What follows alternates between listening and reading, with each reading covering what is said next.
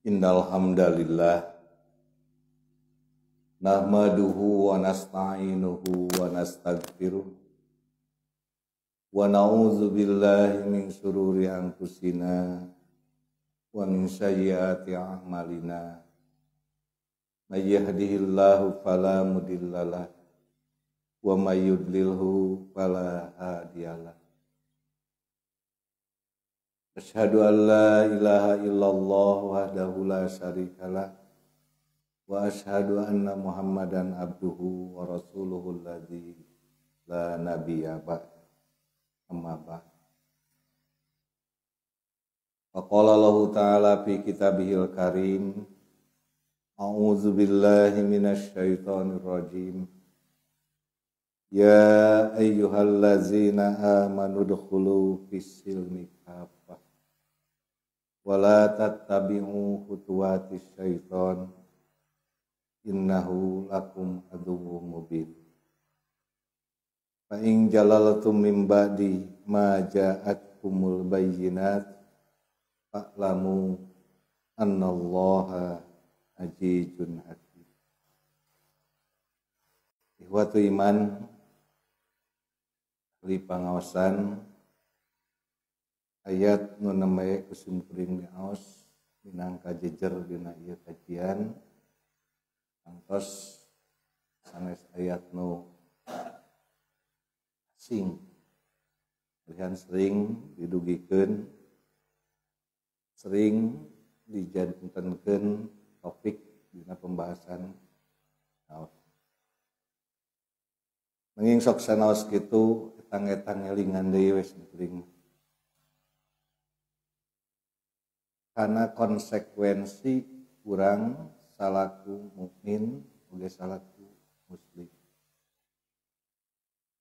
Nalika Allah ngagero ya ayyuhallazina amanu dkhulu fis-silmi kaffah. Asbabun nuzulna ayat ieu teh memang ngeunaan orang-orang beriman di kalangan Yahudi. Kan orang Yahudi di masa Nabi meneng keneh ge para sahabat nu kalebat Islam. Antawisna Abdullah bin Salam, Pak Abah, orang nu sanes-sanes. Dina Ibnu Katsir diuningakeun maranehna masih keneh merayakan atanapi masih keneh ngamalkeun naon aya dina tepengan manehna, masih keneh merayakan hari Sabat. Eta ya grup band Black Sabbath baheula mah digana mah Yahudi eta. Terus masih keneh meyakini, mengamalkan, terus nurutkeun kitab-kitab sateuacan Al-Qur'an, sateuacan Al-Qur'an, Injil sareng Taurat. Ge Jabur. Tah Allah ngagero ka jalma-jalma nu iman model kitu ku kalimat ya ayyuhalladzina amanu fis-silmi. Jadi lamun geus asup Islam kudu asup kana aturan Islam sagemleng. Kita kitabna teh Yahudi maksud. Tapi nu luar biasa tina ayat ieu teu kakurung ku waktu, teu kakurung ku zaman. Lamun urang rek mireungeun kalakuan jalmi-jalmi nu ngaku muslim, nu ngaku mukmin zaman kiwari saleuwih loba ti Yahudi disebutkeun dina tafsir. Ikhwatu iman rahimakumullah, angkos konsekuensi tina sagala perbuatan bakal dipertanggungjawab. Bujeng-bujeng pengakuan tanapi amal. Nikmat nu ku Allah dipaparinkeun ka urang ge bakal dipertanggungjawab. Tsumma latus'alunna yauma idin anin. Kemudian nanti akan dipinta pertanggungjawabannya atas nikmat yang Allah berikan. Nah, ikhwatu iman rahimakumullah, pengakuan diri keislaman kita eta oge nikmat kan. Urang aya dina Islam. Termasuk nikmat nu bakal dipenta pertanggungjawaban.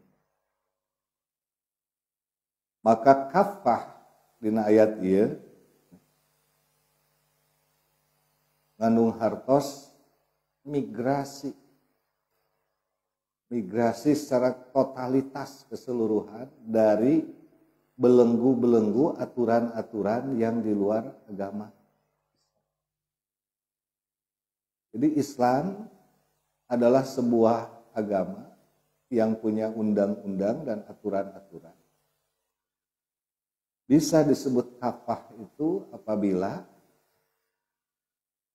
ikhlas dalam menjalankannya dan benar. Ikhlas dan benar. Al-ikhlasu was-shawabu. Parameter ikhlas saya dari caritakeun mah. Dan ikhlas mah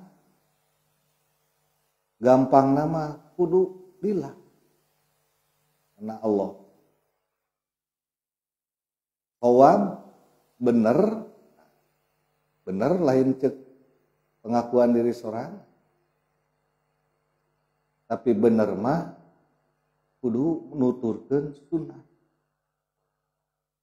Kan laqad kana lakum fi Rasulillahi uswatun.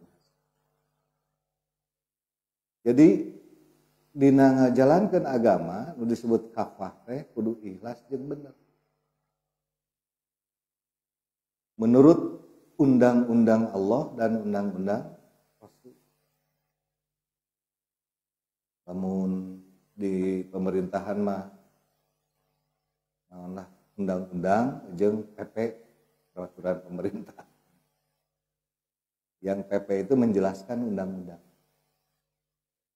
Nah, ikhwatu iman rahimakumullah, untuk menuju ke sana, menuju pelaksanaan ikhlas dan benar dalam amal mengamalkan agama secara kafah, itu ada komponen yang harus kita miliki, yaitu al-ilmu war-rafiq was-sabru wal-hilmu. Bahkan ada ungkapan al-ilmu amamal amali wal amali tabi'ahu. Ilmu itu harus terdepan baru beramal, karena amal itu adalah pengikut dari ilmu. Dalam ayat jelas dikatakan, Allah menyatakan wala taqfu ma laisa laka bihi ilmun innas sam'a wal basara ulaika kana anhu mas'ula. Jadi beramal tanpa ilmu adituna bakal sesat. Poek. Jadi sangeunahna we. Ikhlas jelas ya. Disebut ikhlas teh wa ma umiru illa liya'budullah mukhlisin, dengan memurnikan ketaatan kepada Allah lillah. Jadi lamun aya nu nyebutkeun ikhlas dan benar, make parameter jeung kacamata akal jeung pikiran sorangan, eta teh nu teu bener jeung teu ikhlas teh. Pan pemimpin teh di urang teh ar-rijalu qawwamuna 'alan nisa. Dipahami dalam setiap aspek kehidupan. Homo dina urusan ibadah mah. Kan ayeuna mah aya jeung make khotib Jumat awewe budak teh. Mazhab Soekarno.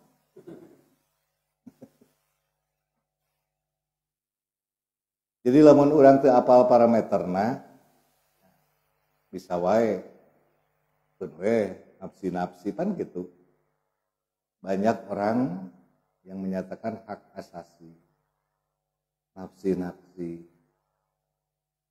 Tidak bisa seperti itu. Tidak bisa seperti membiarkan hal-hal yang justru akan memperkeruh atau bahkan mengotori agama.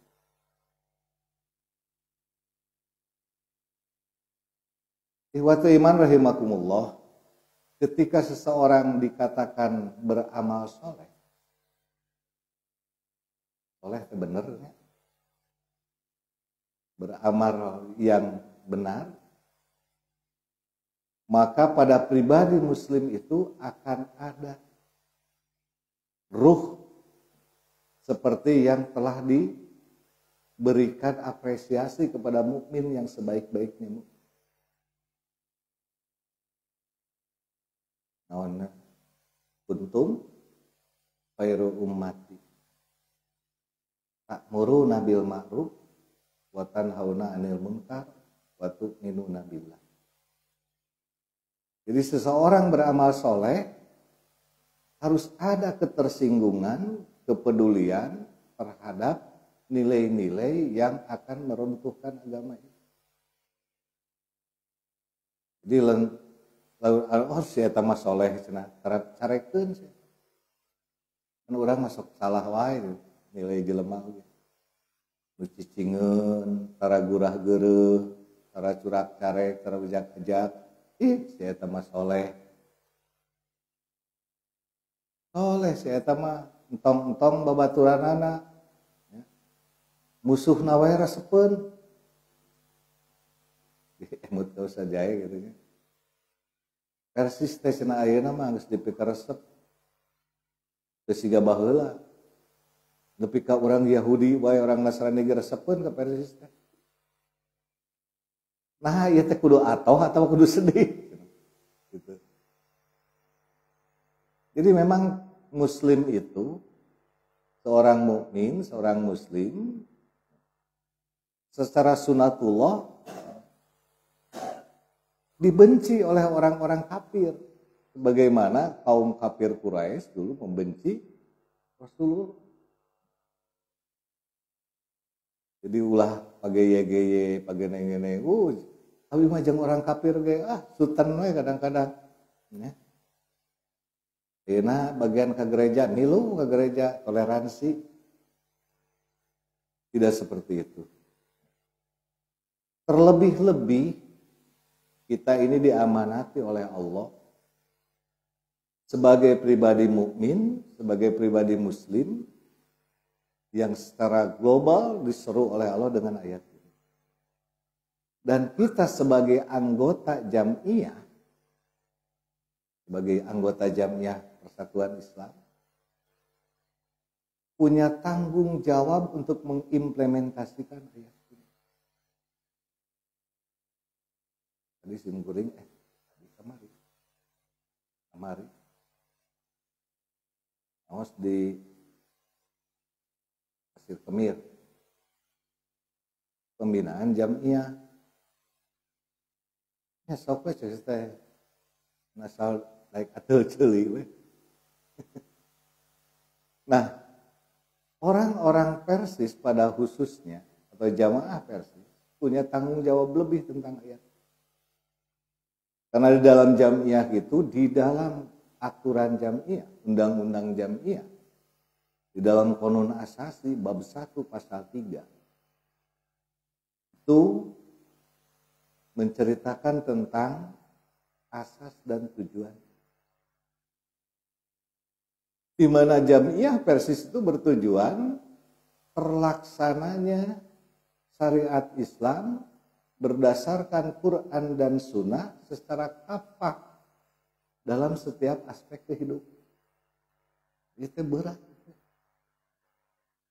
Taksim kuring mah naros. Bilih wae dialanterkeun deui kartu anggota mangga. Jadi saya ingin tekankan ayat ini, kita ini dibebani tugas ganda ya, oleh Allah secara langsung dan secara tidak langsung melalui jamiah.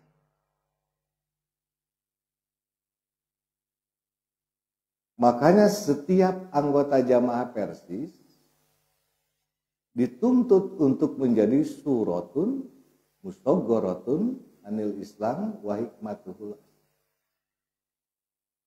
Menjadi miniatur kehidupan Islam dan melaksanakan hikmah-hikmahnya. Nah, ikhwatu iman rahimakumullah, ada orang bertanya kepada Aisyah. Pertanyaannya itu mengenai Rasul. Wahai Aisyah, bagaimana akhlak Rasul? Jawaban Aisyah, lihat saja Quran. Jadi akhlak Rasul teh Quran.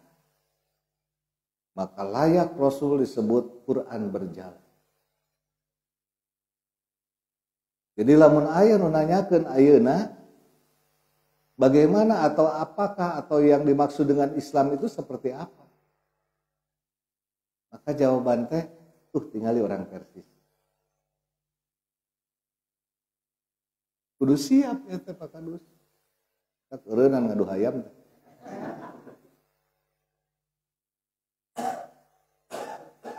Harus siap seperti itu. Ketika ada orang bertanya bagaimana Islam itu, lihat jamaah Persis. Nah, ikhwati iman rahimakumullah, maka orang-orang atau jamaah Persis pada khususnya dan orang beriman pada umumnya dituntut beramal itu muwafaqah dengan sunnah. Kita ini sebagai penerus pengimplementasi Islam yang diwariskan oleh Rasul. Punten dia mah. Kan bunyi nage tadi klausul dari tujuan Jamiah Persis itu tercapainya syariat Islam berdasarkan Quran dan Sunnah secara kafah dalam segala aspek kehidupan. Maka lamun aya orang Persis ngadukung liberalisasi agama, maka tidak. Karena tuntutannya itu adalah Islam. Bukan saja di dalam urusan ibadah makdo, tapi dalam segala aspek kehidupan, termasuk muamalah. Bagaimana orang Persis beribadah? Bagaimana sholatnya orang Persis? Sallu kama ra'aitumuni usolli, menurut Rasul. Maka akan selalu mencontoh gerak dan gerik Rasulullah SAW. Bagaimana manasik hajinya? Bagaimana umrohnya? Khudh min anni manasikakum. Ambillah dari aku, kata Rasul, cara-cara manasik. Punten ya punten, kritik sosial zaman kiwari. Apakah pelaksanaan haji sudah persis atau masih persis seperti yang dilakukan oleh Rasul dan para sahabat? Dengan alasan perkembangan, dengan alasan situasi jauh. Tapi bukan hanya hari ini. Pergeseran atau degradasi nilai pengabdian diri terhadap Allah dan contoh Rasulnya itu sudah dialami sejak zaman sahabat. Abu Dzar mengeluh kepada Anas bin Malik tentang pelaksanaan ibadah haji.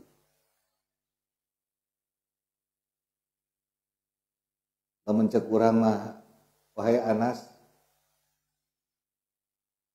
ayeuna teh cenah beuki dieu teh beuki jauh cenah contoh Rasul. Itu keur zaman sahabat. Maka Anas bin Malik menyatakan, fasbir, bersabarlah. Fa innahu la ya'ti zamanun illa syarru ba'dahu minhu. Bersabarlah. Karena tidak sekonyong-konyong datang atau berganti zaman, melainkan zaman itu lebih baik daripada lebih buruk dari zaman sebelum. Kalau kita berhitung generasi, sudah berapa generasi di zaman Rasul? Kita aya nu mengategorikan generasi itu 50 tahunan. Ya oge menyebutkan 100 tahunan. Berapa persen degradasi nilai keagamaan, nilai ibadah, nilai pengabdian diri kita terhadap Allah. Maka layak ketika Rasul menyatakan, aku rindu kepada saudara-saudaraku. Dalam hadis ada dikatakan, aku merindukan saudara-saudaraku. Aku akan menjadi orang yang pertama berada di telaga surga. Dan aku merindukan saudara-saudara.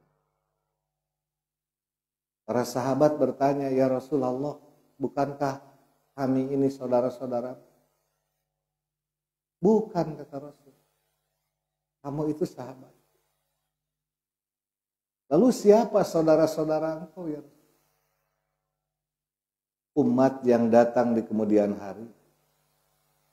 Mereka tidak bertemu dengan aku, tapi beribadah menurut contoh. Maka posisikan diri kita ini menjadi orang yang dirindukan. Bahkan di dalam keterangan lain, ketika Rasul membandingkan keimanan, hebatnya iman seseorang itu, Rasul bertanya, menurut kalian siapa yang paling hebat keimanan? Sahabat menjawab, para malaikat. Malaikat.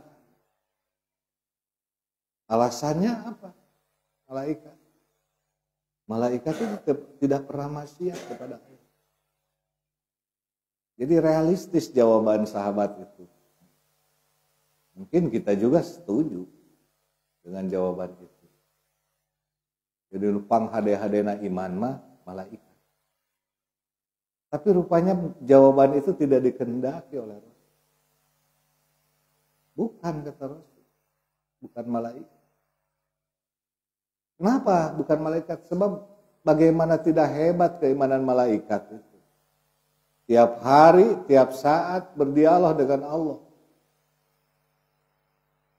Bertemu langsung dengan Allah. Jadi apa hebatnya? Sahabat bertanya, kalau begitu para nabi dan rasul. Ya kalau kita lagi-lagi setuju saja. Karena amal kita ini, amal umat itu tidak akan melebihi amal nabi dan rasul. Tapi lagi-lagi Rasul tidak menghendaki jawaban itu. Karena bukan itu kata Rasul. Nabi dan Rasul itu bagaimana tidak hebat imannya. Karena selalu dituntun, dibimbing oleh Allah lewat malaikat. Rutenya ho di bejaan, salah di geuing dibenerkeun lewat malaikat Allah. Jadi wajar kata Nabi dan Rasul. Kalau para Nabi dan Rasul beriman. Terus sahabat mencari jawaban lain. Kalau begitu kami para sahabat ya Rasul. Rasul lagi-lagi tidak menyetujui jawaban. Kalau para sahabat bagaimana tidak beriman? Karena di tengah-tengah kehidupan mereka ada Rasul. Ada Nabi yang membimbing langsung tentang keimanan. Sahabat yang merenang rada aral, ya salah itu lain. Kalau begitu siapa ya Rasulullah? Yang paling hebat keimanannya itu orang yang di akhir zaman. Umat-umatku yang kemudian datangnya tidak pernah bertemu dengan aku. Dengan saukur beja, gak urang kan? 14 abad yang lalu ada seorang nabi dan rasul diutus oleh Allah dari kalangan Quraisy. Kata orang mah teu wau, teu amprok, da beda zaman. Tapi meyakini itu, meyakini keimanan kita terhadap Allah padahal tidak pernah bertemu dengan Allah secara langsung, secara zahir. Jangankan dengan Allah, dengan Rasul pun kita tidak pernah bertemu secara zahir. Tapi kita mengikuti Allah dan Rasulnya dengan sepenuh-penuh keyakinan.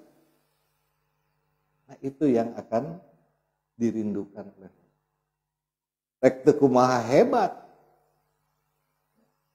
sahadatnya orang-orang yang di kemudian hari asyhadu alla ilaha illallah wa asyhadu anna Muhammadan Rasulullah.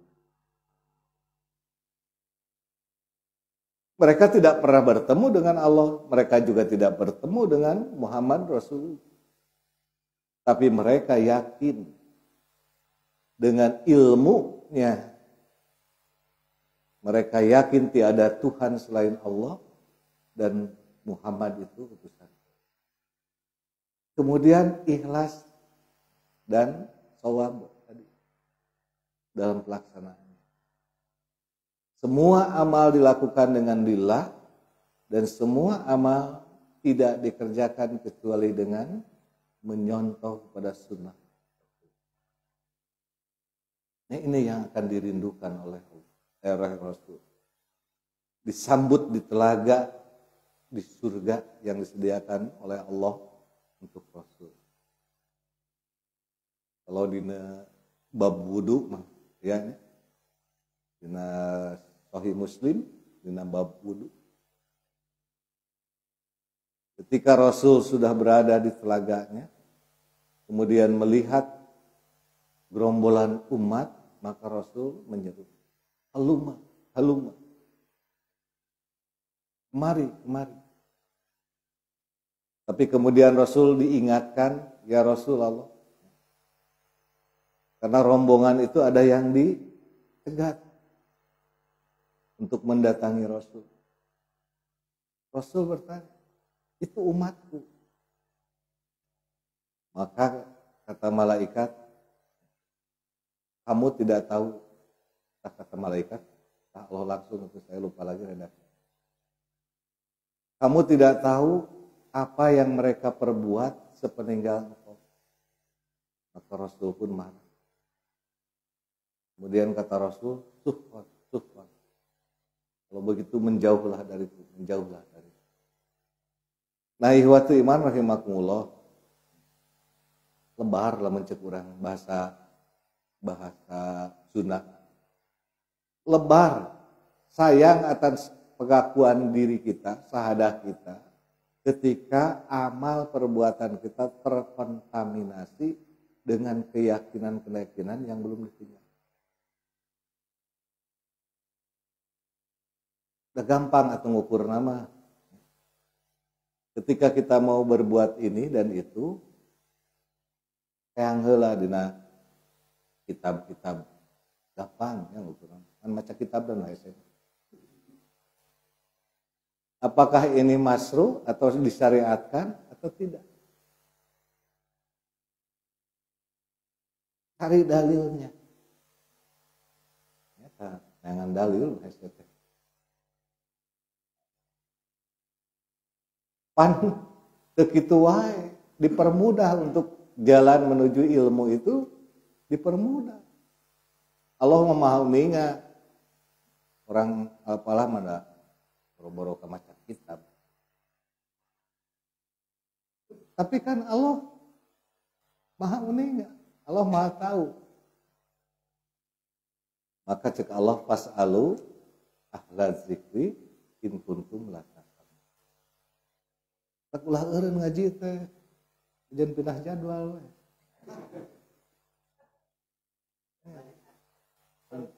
Iya, geus pan geus kacangreun Quran teh jeung kabelit kuban mah kitu.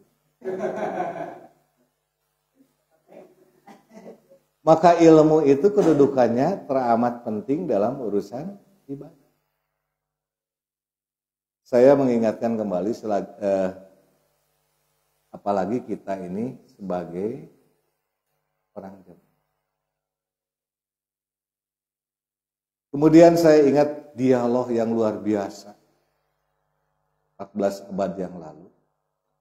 Dialog luar biasa antara seorang sahabat yang cerdas, Hudzaifah al-Yaman dengan Rasul. Ini sering saya sampaikan di sini. Saya yakin anak dambung kulit. Ketika kata Hudzaifah, kana nasu yas'aluna Rasulullah sallallahu alaihi wasallam anil khair. Wa kuntu as'aluhu anis syarri makhafata ayyudrika. Ketika manusia-manusia bertanya kepada Rasul tentang kebaikan, maka aku bertanya kepada Rasul tentang keburukan. Takut keburukan itu menimpa diri.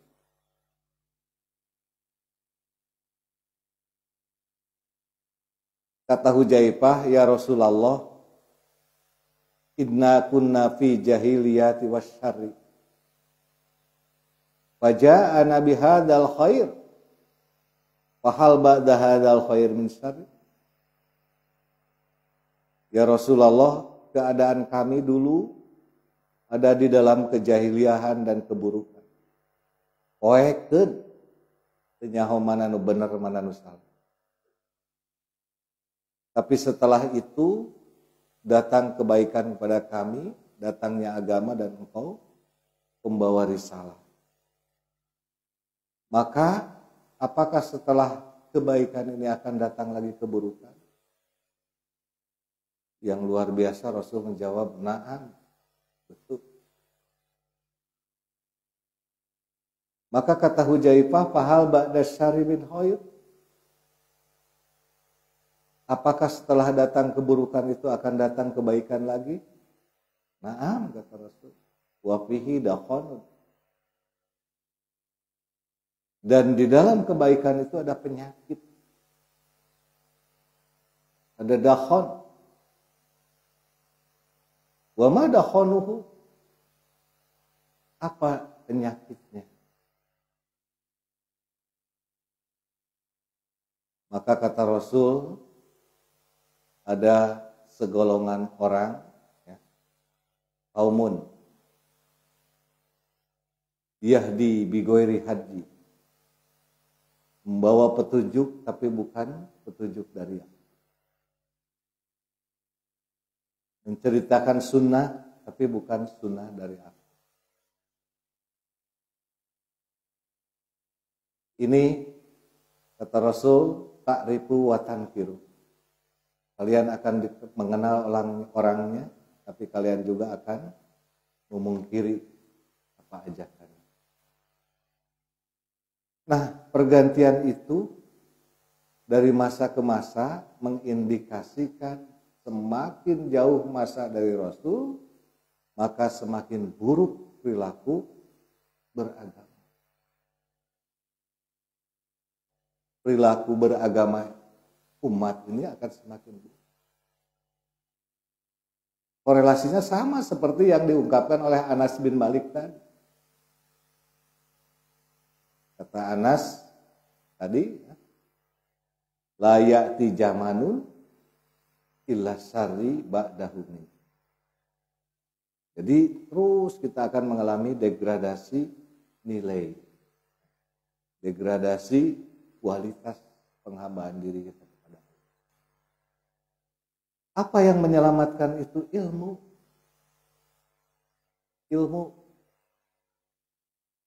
Jadi loba jelema nu cecelewengan berbicara masalah agama tapi sepi dari kebenaran. Ini yang akan menjadi penyakit di masa mendatang, ini dan masa mendatang. Makanya sering saya pesankan pada orang tua, jangan anggap enteng urusan pendidikan anak. Jangan anggap enteng urusan menyekolahkan anak.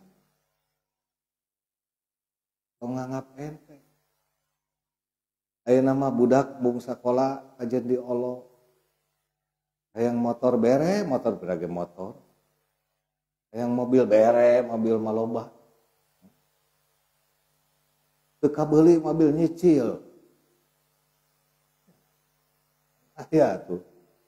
Mayar 2.000, mayar 3.000 sekali numpang. Jangan dipersulit anak untuk sekolah. Tapi juga kita sebagai orang tua wajib mengarahkan sekolah. Da urang masuk lu dipigah riwang teh nu geus dijamin ku Allah. Yang sudah dijamin oleh Allah kita khawatiri. Ini bukti ilmu itu belum sampai. Top, punten lain teu meunang mangga wae ieu mah. Orang tua rata-rata menyekolahkan anak punya visi dan misi, punya tujuan agar si anak setelah selesai sekolah bisa punya keterampilan, bisa digawe, bisa jadi karyawan. Dan itu masih kebanyakan lah dirasakan mas.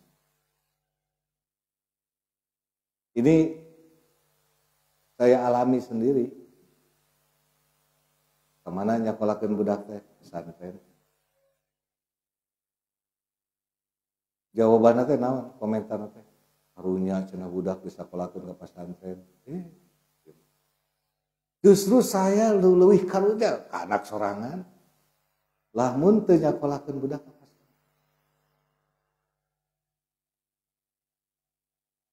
Aya nu punten nya, da eta ge penting ilmu. STM arah bisa naon we ilmuna arah bisa jadi montir, bisa jadi pegawai PLN, bisa naon. Bagus itu juga secara aspek duniawi. Dan tetap itu harus dibimbing keagamaannya. Tari ribados mah arahnya alseh gitu kan. Arahnya mending ke pesantren. Karena anak akan punya fondasi teu dijamin budak ke pesantren ge bakal bager ya. Teu dijamin budak ke pesantren ge bakal jadi ustad. Buktina aya di dieu ge. Memang tidak dijamin, tapi paling tidak ikhtiar kita itu. Karena kita jangan takut dengan urusan rezeki. Kan cek Allah wa ma lastum birojikin, kan urusan kamu. Maka kita sibuk dengan urusan dunia, padahal di dunia mah teu usaha ge di rezekian ku Allah. Tapi kita terlalaikan dengan urusan akhirat, padahal di akhirat tidak ada rezeki kecuali hasil usaha di dunia. Sibuk beramal untuk dunia, padahal dunia mah tanpa amal pun dijamin oleh Allah. sok anu lumpuh itu usaha puting-puting ke pabrik batur nu gering gitu nya, tapi rezeki mah dianteran ku Allah, diantar, dijamin. Saya sering sampaikan di sini, karena rezeki itu hidup, rezeki itu berbanding lurus dengan hidup. Allah maha tanggung jawab ketika Allah menghidupkan manusia itu, sepanjang jatah umur hidupnya itu Allah barengi dengan rezeki. Jadi kunaon maot jatah rezeki nangis bea. Jatah rezeki di dunia udah habis, maot. Ganti deui lalakon. Nah, di akhirat tidak ada satupun manusia yang diberi rezeki oleh Allah kecuali hasil usaha. Maka di dunia teh urang usik teh ke urusan dunia, ke urusan akhirat. Kudu cerdas atuh. Kumaha jalanna? Ya jalanna manfaatkeun dunia ini sebagai alat untuk mencapai rezeki akhir. Jadi dunia itu bukan tujuan.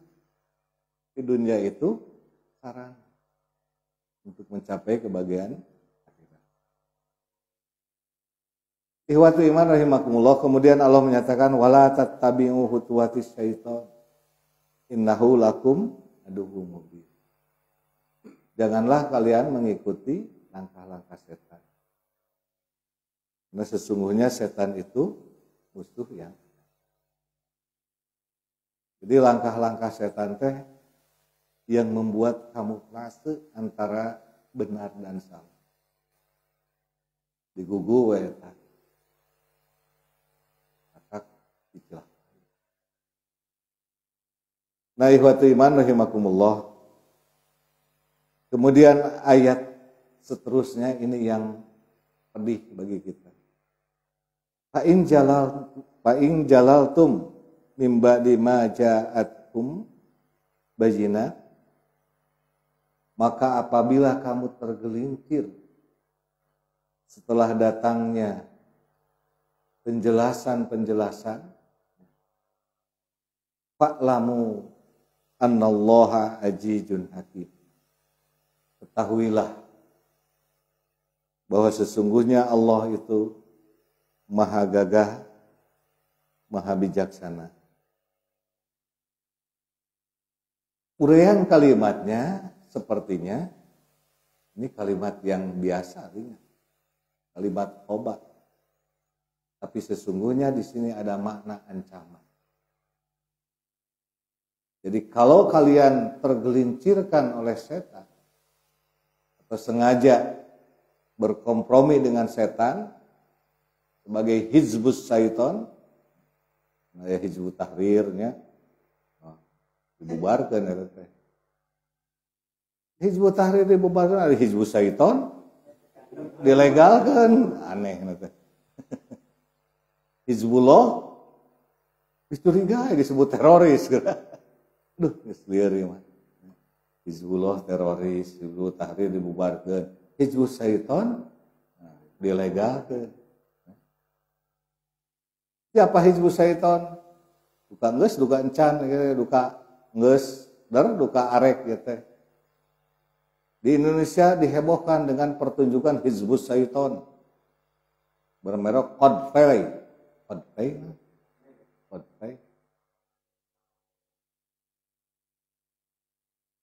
Dengan lambang bendera pelangi,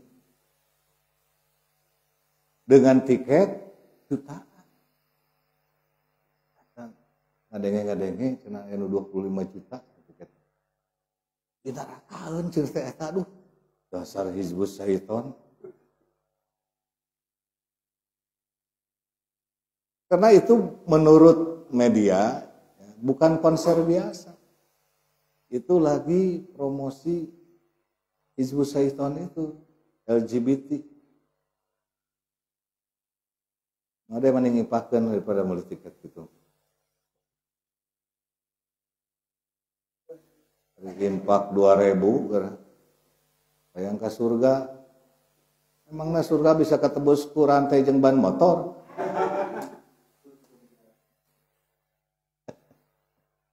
Aduh, surga teh seluas bumi dan langit. Nah, ikhwati iman rahimakumullah, perlu kecerdasan, perlu ilmu.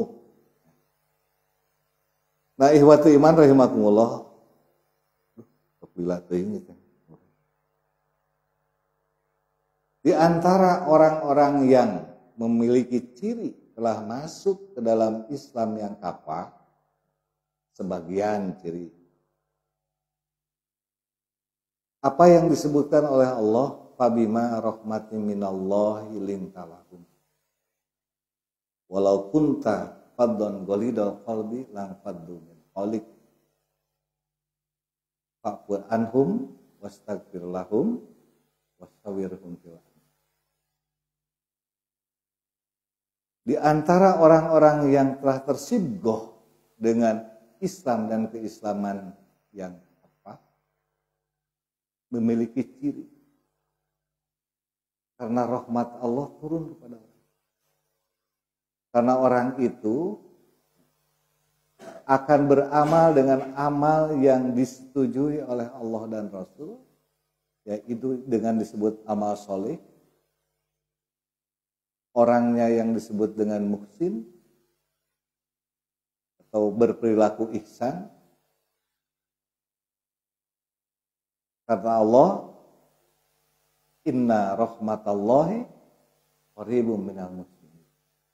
Maka akan tersibgoh dengan rahmat Allah, lintar akan lembut hatinya. Jadi punten kita lamun kurang introspeksi karena diri urang. Dia masih kuring. Kuring mengaku bedegong, kasar, dan itu nama lain makhluk halus. Tapi sekarang itu hari lemah lembut, komo gagah gemulai mah. Paling tidak ketika muncul di dalam perasaan, di dalam hati, rek ngamok, rek kasar, rem gitu.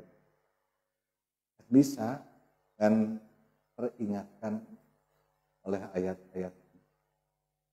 Jadi kernaon ngaku atau orang teh muslim. Tapi Islamnya teu diterima sagemna. Maka hati yang keras itu akan sulit untuk mengamalkan Islam secara nyambung keterangan nama kanu kamari lah. Dalam aspek muamalah sakumaha nu diterangkeun dina Sabtu kamari pangawe di parek deui. Poho cenah aya catatan. Aya HP yang mah gampang. Aspek muamalah yang dicontohkan oleh Rasul, diajarkan oleh Rasul.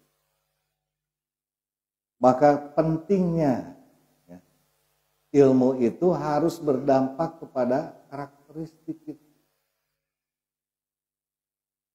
Nu baheula mah sahau kadua gaplok, ini nama dipikir deh. Kamari teh naon? Kamari, minggu kamari naon? Sabtu kamari.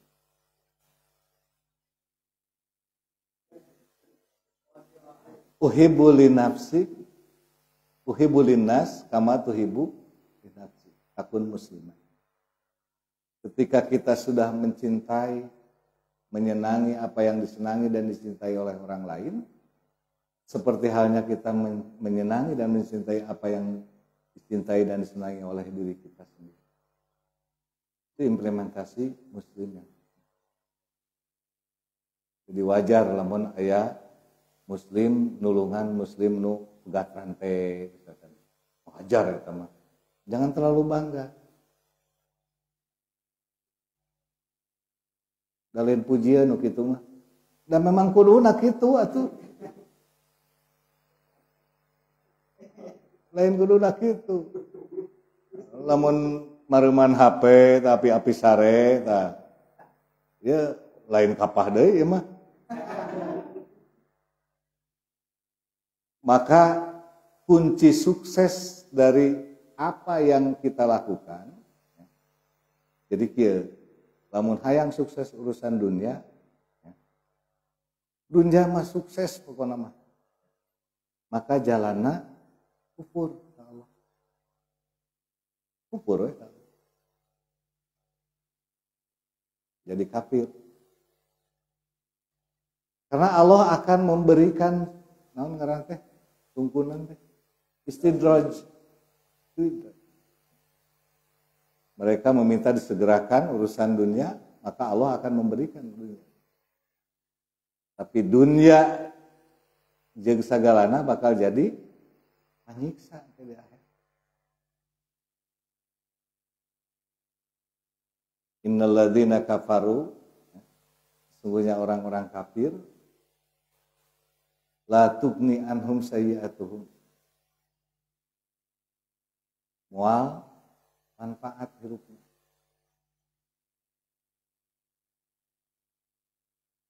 Dan sesungguhnya mereka itu harta-harta mereka dan anak-anak mereka yang kufur akan menjadi pembakar.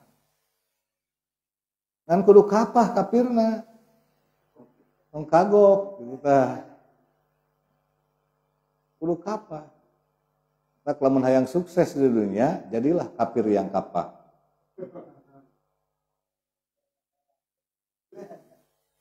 Tapi kalau ingin sukses dunia dan akhirat, jadilah muslim yang kapah. Tuh, mending dunia unggul, jadi muslim kapah mah dunia jeung akhirat. Karena seorang muslim yang paham tentang keilmuan, sukses itu bukan diukur dengan materi. Dan bae di dunia mah beunghar ge asal asup surga.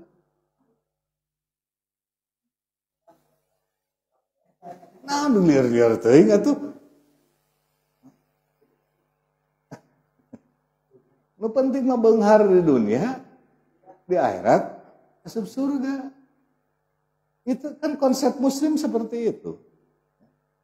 Konsep mukmin seperti itu kan. Apa yang dipinta oleh kita terhadap Allah itu seperti itu. Rabbana atina fid dunya hasanah wa fil akhirati hasanah. Orang-orang kafir berdoanya Rabbana atina fid dunya hasanah. Geus tepi ka dieu. Dan itu dilarang, dicarek ku Allah. Maka katakanlah Rabbana atina fid dunya hasanah wa fil akhirati hasanah. Ya Tuhan kami, berilah kami kebaikan di dunia dan berikanlah kami kebaikan.